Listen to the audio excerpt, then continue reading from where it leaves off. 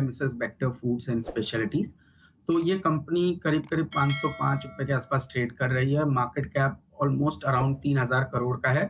Promoter holding 51% है और FII और डीआई पुट टुगेदर करीब 19% की होल्डिंग इस कंपनी में रखते हैं। इस कंपनी ने पिछले जो साल में करीब करीब 988 करोड़ का सेल्स किया था और 123 करोड़ का एबिटा इन्होंने फाइनेंशियल ईयर 22 में किया। इस अभी फाइनेंशियल ईयर 23 में 9 मंथ के अंदर में ही ऑलरेडी ये दोनों नंबर ये कंपनी क्रॉस कर चुकी है अपनी टॉप लाइन और एबिटा के टर्म्स में। और क्लियरली हमें लगता है कि ये साल करीब करीब 35 से 40% की ग्रोथ टॉप लाइन के अंदर में देखने को नजर आएगी। आप देखेंगे तो ये कंपनी एक तरीके का दो प्लेयर्स के अंदर में, एक तो ये क्यूएसआर का प्रॉक्सी है, क्योंकि जो बंस है मैकडोनल्ड्स को और बर्गर किंग को 100% बंस जो है वो मिसेस बेक्टर फूड सप्लाई करते हैं।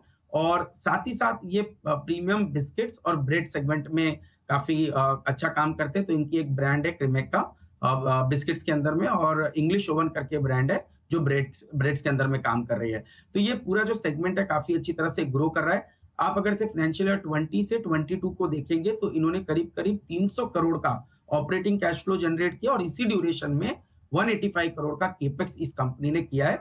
और हमें लगता है आने वाले 3 सालों में करीब 300 करोड़ के केपेक्स की तैयारी ये कंपनी कर रही है, लुकिंग इनटू द ग्रोथ जो हम देख रहे हैं पूरे क्यूएसआर थीम में बनता हुआ नजर आ रहा है।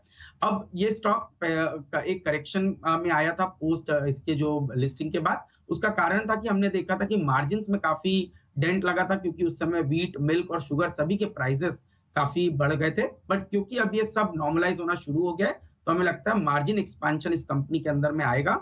और अगर से आप इसको फाइनेंशियल 25 के बेसिस पे देखें तो जो इसका ईपीएस है वो करीब करीब 26 रुपए पे आता है।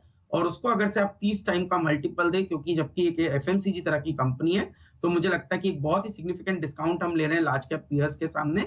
तो मुझे लगता है 750-800 रुपए तक का एक फेयर वैल्यू फंडामेंटली बनेगा। टेक्निकली आप देखेंगे तो स्टॉक ने बहुत ही बढ़िया बेस अभी कुछ दिनों में बनाया और मुझे लगता है 480 रुपया पे एक बढ़िया सपोर्ट इस स्टॉक के अंदर देखने को नजर आएगा। टेक्निकली मैं मानता हूँ 600 रुपए तक की अपसाइड एक आपको आने वाले कुछ हफ्तों से महीनों के अंदर में देखने को नजर आ सकती है। और जैसे मैंने कहा फंडामेंटली इसकी वैल्यू, फेयर वैल्यू करीब 750 रुपए के ऊपर आती हुई नजर आती है। तो दोनों ही लिहाज से हमें लगता है एक अट्रैक्टिव बेट बेक्टर फूड्स इस करंट लेवल्स पे हमें नजर आता है।